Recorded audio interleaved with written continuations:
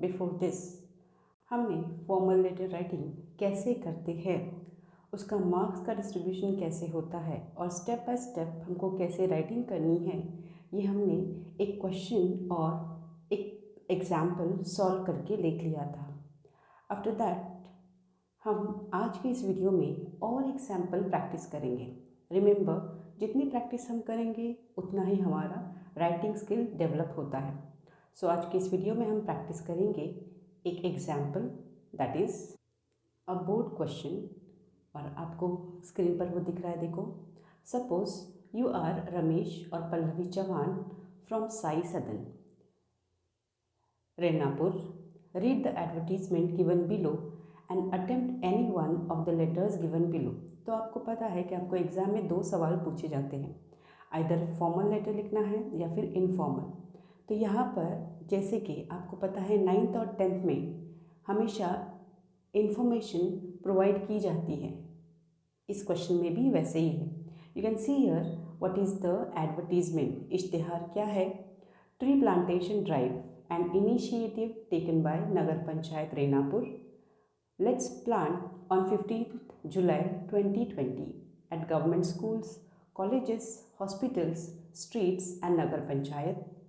Target is 500 saplings are to be planted and duration is only 1 day. The timing is 9 to 5 p.m. And what is the appeal? You can read down. Plant a tree on your birthday and watch it grow with you. Come, join us. Write to us for your voluntary registrations. Address is provided. Nagar panchayat, main road, Renapur. Right, ये हो गया उनका advertisement, इश्तिहार। उसके बाद आपको किन points को आपके लेटर में ऐड करना है। You can see here advantages of tree plantation. ये कुछ पॉइंट्स जो आपको दिए गए हैं, you can make use of these. Otherwise आप इनको सिंपली क्या कर स्किप कर सकते हैं, छोड़ सकते हैं और खुद के पॉइंट्स भी लिख सकते हैं। फिर भी जो वीक है राइटिंग में, जो बच्चे इंग्लिश में वीक है, वो इन पॉइंट्स का इस्तेमाल करेंगे। Trees provide shade and fruits, they control soil erosion, they provide habitat for wildlife. Habitat यानी रहने की जगह। Trees act as windbreak, जोर से छूटने वाली जो हवा है, जैसे कभी कभी तूफान आता है, आंधी आती है, उनको रोकने का काम वो करते हैं, इसको कहते हैं wind break.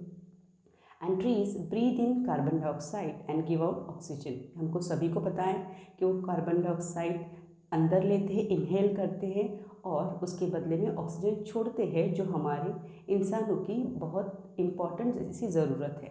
Now based on this हमको 2 क्वेश्चंस है। You can write an informal letter or a formal letter. तो एज आई सेड, हम करेंगे सिर्फ formal letter. Write a letter to the organiser of the event requesting him or her to register your name as a volunteer. यानी हमको इस tree plantation drive के जो organiser है, यानी जिन्होंने ये इवेंट रखा है, उनको लेटर लिखना है।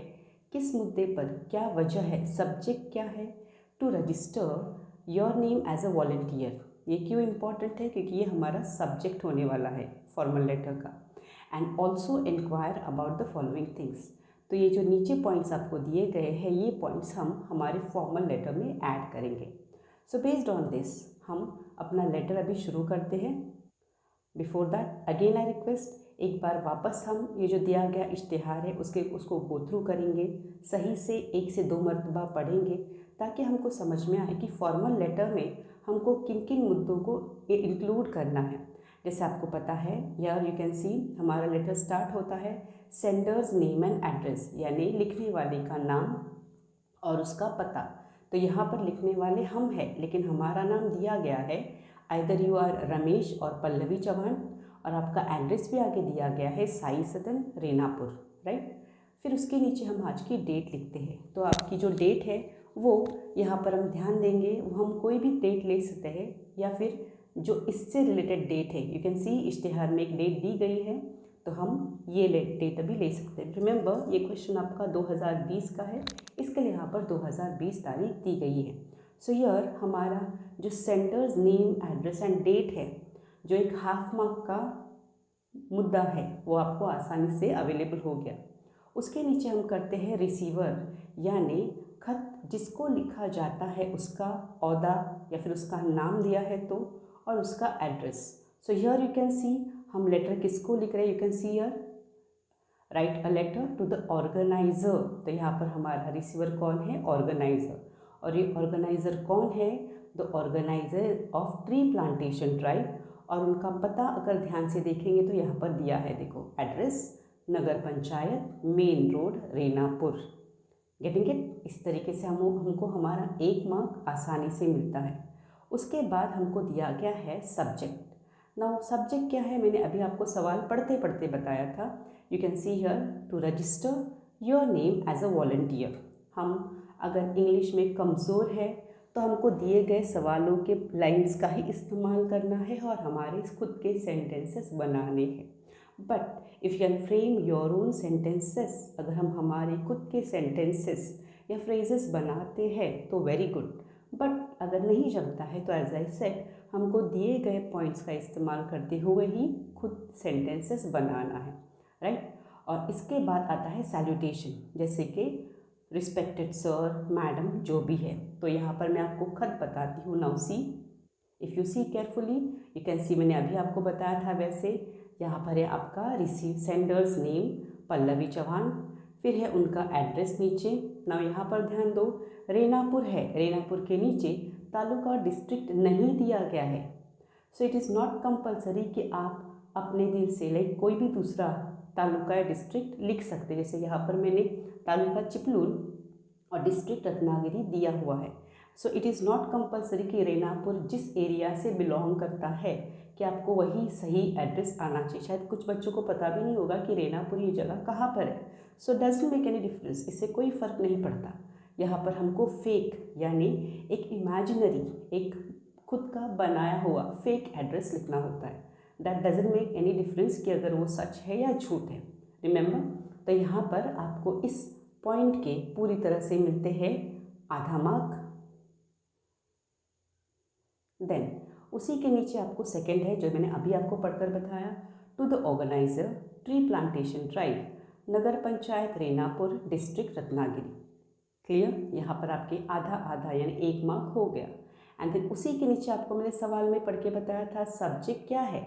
फॉर्मल लेटर में ये कुछ इंपॉर्टेंट पॉइंट्स है, तो आपको दिए गए सवाल में ही हमेशा याद रखो सब्जेक्ट यानी खत लिखने की वजह, रीज़न क्या है वो बताई जाती है। तो यहाँ पर सिंपली सेंटेंस मैंने जो दिया था वही उठाया है, to register as a volunteer. And उसके बाद है सैल्यूटेशन, रिस्पेक्टेड सर, मैडम। ना यहाँ पे अगर ध्यान देंगे हम तो ये सारे आंसर्स यहाँ तक के हमको पूरी तरह से रेडीमेड क्वेश्चन में ही मिलते हैं। बचा मुद्दा है वो है नीचे का, दैट इज़ मेन कंटेंट, जो कि 2 मार्क का बहुत 2.5 मार्क का एक इम्पॉर्टेंट क्या है, कंटेंट है हमारे लेटर का। तो अभी यहाँ पे हम ध्यान देंगे। इसके पहले मैंने आपको बताया था इसके पहले की वीडियो में कि जब हम पहला पैराग्राफ बनाते हैं, यानी कि ये यहाँ पर हमको हमारा नाम, हमारा पता और ये जो ऊपर हमने सब्जेक्ट लिखा है इसी को ज़रा डिटेल में लिखना है, राइट। जो एक छोटी सी ट्रिक है मैंने आपको लास्ट टाइम बताई थी और यहाँ पर मैंने देखो वही करके बताया है। Myself miss Pallavi Chauhan, a resident of Renapur, came to know about your tree plantation drive to be held on 20 March 2020। अब ये तारीख हम बदल सकते हैं, जो आपको दी है वही भी ले सकते हैं। I would like to register my name for the same as I really appreciate your initiative towards the protection of trees and nature। अब ये जो स्टेटमेंट है ये मैंने एक्स्ट्रा लिखा है, तो यहाँ पर एज आई सेड अगर आप खुद से सेंटेंसेस ऐड कर सकते हैं very good, well you can do it, right. But अगर नहीं देन ऑल्सो नो मैटर, आपको आपका नाम, आपका एड्रेस और दिया गया जो सब्जेक्ट है इसी को ज़रा डिटेल में लिखना है, जो मैंने यहाँ पर आपको करके दिया है, राइट। आपका पहला पैराग्राफ हो गया, आपका नाम यानी आपकी डिटेल्स, आपकी इन्फॉर्मेशन लिखनी है और दिया गया सब्जेक्ट डिटेल में लिखना है। ये हो गया आपका इंट्रोडक्टरी पैराग्राफ। फिर उसी के नीचे अगर हम गए सेकंड पैराग्राफ की तरफ ध्यान देंगे, दैट इज़ दिस कि मेन वजह क्या है, हम डिटेल जो आपको ऑलरेडी पैराग्राफ में दी गई है वहाँ पर ऐड में सी हियर, आप क्यों रजिस्टर करना चाहते हैं इसी को डिटेल में देंगे। तो यहाँ पर मैंने सिंपली लिया है, I am a nature lover and also aware of the degradation of environment due to many human activities specially deforestation.